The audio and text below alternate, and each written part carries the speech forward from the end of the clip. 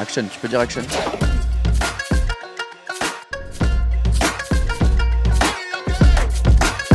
Et salut à tous, soyez les bienvenus au Horseshoe de Las Vegas, l'antre des championnats du monde de poker. On est ici pour suivre l'une de mes journées préférées de l'année, la bulle sur le main event des WSOP. 10 112 joueurs étaient présents au départ, ils ne sont plus que 1524 pour 1517 places payées. 7 éliminations nous séparent de l'argent et il reste 61 Français. On va vibrer. Dans combien ça coûte, je vous fais découvrir un spot historique de Las Vegas, le musée des néons. Et puis on partira à la rencontre d'Eli Nakache, second champion du monde français de l'été. Il a remporté 1,3 million de dollars sur une épreuve de Omaha. Rien que ça. Allez, la bulle ne va pas nous attendre sur le main event. On y file tout de suite, c'est parti. Alors que le coup d'envoi du Day 4 est donné, la tension est clairement présente au sein de la salle. Devant ne pas rater la moindre élimination, les organisateurs sont stressés. Ne voulant pas rater la moindre histoire croustillante, les journalistes se bousculent. Et surtout, ne souhaitant absolument pas rater l'occasion d'atteindre les 1517 places payées, les joueurs sont tendus. Parmi eux, notre vainqueur de la Team Pro Experience, Renaud Gonon, qualifié en free roll.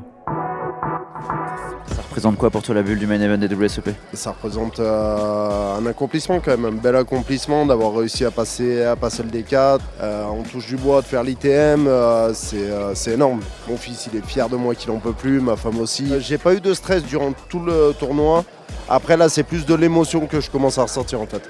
J'ai le totem, il est toujours là donc il peut rien arriver. On va rester avec toi, on va tout vivre, ça va être un énorme bordel. On va kiffer. Il n'y a que 7 petites éliminations qui séparent Renaud d'une place payée sur le plus beau tournoi du monde. Les 2 premières arrivent rapidement et la tension monte à la table du français Christopher Marcadet qui vient de pousser son tapis pour 25 blindes après un 3-bet. Le problème ce sont les petits tapis qui essaient de gagner du temps en prenant 3 voire 4 minutes pour passer des énormes merguez, ce qui a le don d'agacer la table. Mais après un fold général, Christopher peut souffler. De son côté, Renaud est lui pris par l'émotion, il ne peut s'empêcher de faire un FaceTime tout mignon depuis la table avec sa maman. Bon tu vas passer à la télé moi. Là, elle a peur de passer à la télé je crois. Je raccroche parce que tu passes à la télé. Le coup de fil est interrompu par des cris au fond de la salle. Le français Jérôme Bacouel, tombé à seulement 2 grosses blindes, vient de doubler son tapis, s'assurant une place dans l'argent. J'ai As-Roi donc je pousse et la grosse blinde elle est 4 forcément donc elle paye et sur le flop de Roi donc Roland de Roi stoppé. Le flip d'une vie ? Ouais c'est ça ouais. À l'autre bout, le français Laurent Ozou est en revanche éliminé loin des caméras. Renaud Gonon voit l'un de ses rêves se réaliser, assister aux mains par main. Par équité, toutes les tables doivent jouer le même nombre de coups. Ainsi, lorsqu'une main est terminée à table, le croupier se lève pour se signaler. Et c'est seulement lorsqu'ils sont tous debout qu'on en démarre une nouvelle. Électrique mais dans le bon sens du terme, ça a pas l'air d'être agressif tout du moins. Pas la table est cool, les mecs sont sympas et puis on va essayer de passer la bulle tous ensemble et après on charcutera par contre. Alors qu'il ne reste plus que 1520 joueurs, le Singapourien Yus Ding part à tapis contre Max Sharp avec paire de roi contre As-Roi. Son adversaire trouve une quinte pour l'éliminer avec cruauté. À 2 places de l'argent, la tension monte encore d'un cran. Enfin, pas pour tout le monde, n'est-ce pas Romain Lewis ? Tranquillement installé devant la demi-finale de l'Euro entre les Pays-Bas et l'Angleterre. Et quelques minutes plus tard, c'est au tour de Kochal Vassa d'être éliminé avec 2 rois lui aussi, une main décidément maudite à la bulle. Mais cette fois, c'était au moins parce qu'il était derrière, Mauro Ferreira possédant 2 as. Nous voilà à la vraie bulle, 1518 joueurs pour 1517 payés. C'est du kiff, c'est un délire. Hein. Le temps que ça prend par contre là, je commence à avoir envie de jouer. Allez, la bulle en direct. La bulle là. Tout le monde a une élimination de gagner 15 000 $ quoi. Ça le fait quand même, hein. C'est propre, hein. Ouais, j'aurais signé dès le départ. Hein. Ouah, 6 tapis payés. Allez.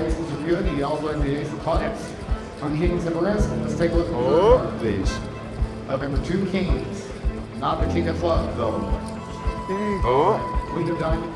Oh. On a une carte de l'argent.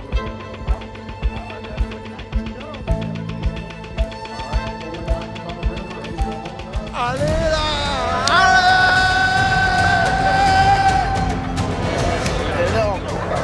Merci beaucoup les gars, franchement top. C'est donc fait, les 1517 survivants sont assurés d'un gain minimum de 15 000 $, avec finalement 62 Français payés, certains tricolores s'étant signalés sur le tard. Parmi eux, une autre très belle histoire, celle de Léo Curial, également qualifié en free roll grâce à sa victoire sur le King 5. Bon, magnifique, qualifié King 5, qualifié free roll, t'es dans l'argent. Je suis dans l'argent, ouais, je suis dans l'argent. Tu peux nous redire ton nom d'équipe et je crois qu'ils sont un peu avec toi là, et partager le moment, tu peux nous dire un peu ce qui se passe? C'est les Fish and Chips. Les Fish and Chips tout, ouais, parce qu'on avait créé une première équipe avec le mauvais joueur et donc on a dû la recréer avec un nom différent, donc on a mis 2 derrière. Et le parcours de notre qualifié s'est finalement arrêté en 684e place pour un gain magnifique de 27 500 $. Rappelons qu'il s'était qualifié en free roll. Énorme! Félicitations aussi à Jérôme Backwell qui a bien tenu avec son maigre tapis pour gratter un palier supplémentaire, à Paul Patouillard, à Robin Chauve-qui-Peut Gérard, vainqueur du 3 million event en septembre dernier, à Christopher Marcadet ou encore à Cécile Ticher-Fatine qui termine première française. Excite aussi notre team pro Romain Lewis, auteur d'un nouveau très beau tournoi avant de s'incliner en 686e place. Il s'agit de son 4e ITM en 5 ans sur le main event. À 1 heure de la fin de journée, c'est finalement au tour de Renaud Gonon de rendre les armes. Ayant débuté par le tournoi Team Pro Expérience en ligne, il termine par une 535e place pour un gain de 35 000 $ sur le main event. Bravo Renaud! Malo Latinois, Clément Vandrich et Jean L'Huillier portent de leur côté haut l'étendard tricolore dans les sommets du classement. Mais il reste derrière un homme, une terreur, une machine qui fait trembler tout le hors-sous. Son nom ? Un certain Adrian Mateos, dont les moindres faits et gestes sont scrutés par les caméras de Dans la tête d'un pro. Nous aurons aussi l'occasion de le suivre durant le Day 5 car vous ne rêvez pas, notre Machina et son stack énorme tutoient les sommets du classement, prêt à nous faire vibrer à nouveau. Et comme d'habitude, n'hésitez pas à aller sur winamax.fr pour avoir un chip count complet et détaillé des Français qui seront au Day 5 avec des rêves de plus en plus grands. Nous, on prend la direction du nord de Las Vegas. Dans Combien ça coûte, on va découvrir un musée un peu particulier puisqu'on y expose des néons. Normal à Las Vegas.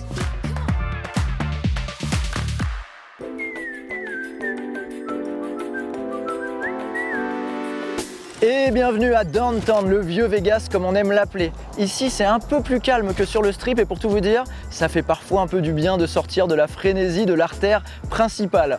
Aujourd'hui dans Combien ça coûte, on va remonter le temps et se demander quel argent il faut investir pour voir le musée des néons qui est là pour préserver le patrimoine culturel de Las Vegas, à savoir les enseignes lumineuses des hôtels casinos qui ont été détruits ou rénovés. Il a ouvert ses portes en 1996 et compte plus de 200 enseignes lumineuses.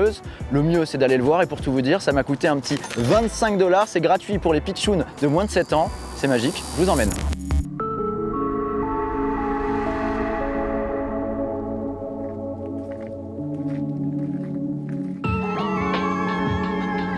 Voilà l'histoire qui s'écrit là. Premier World Series of Poker, Billions of Show, 1970. C'est bien les néons qui étaient en place en 1970 lors des premières World Series of Poker.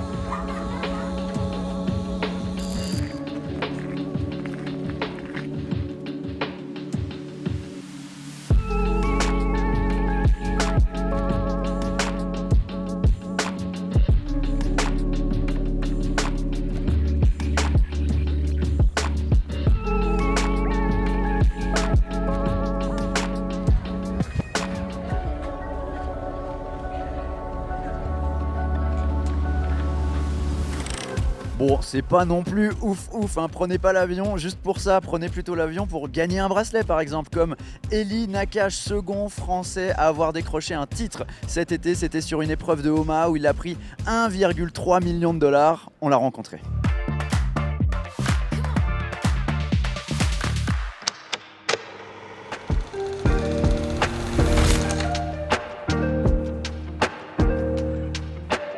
Je joue depuis, je sais même plus, depuis très longtemps, pro depuis 5 ans.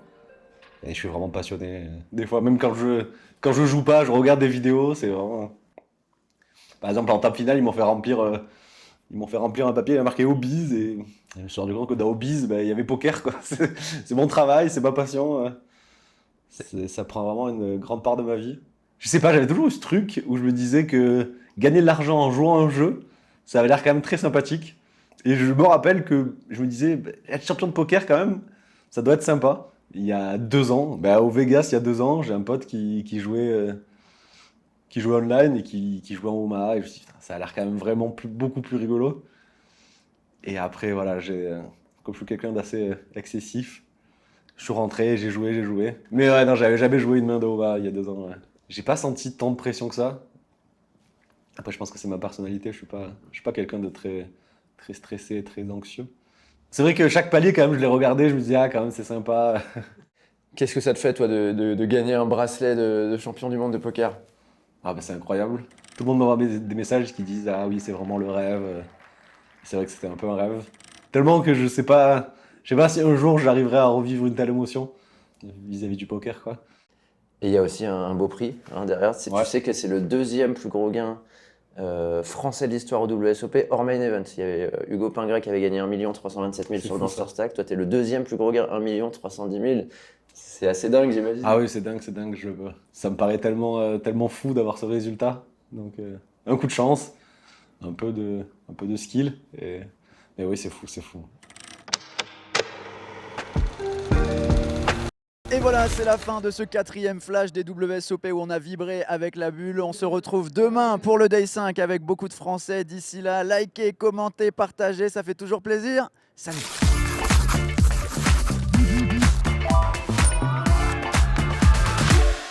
Ça c'est bon ça, j'y vais ça. Ça j'y vais.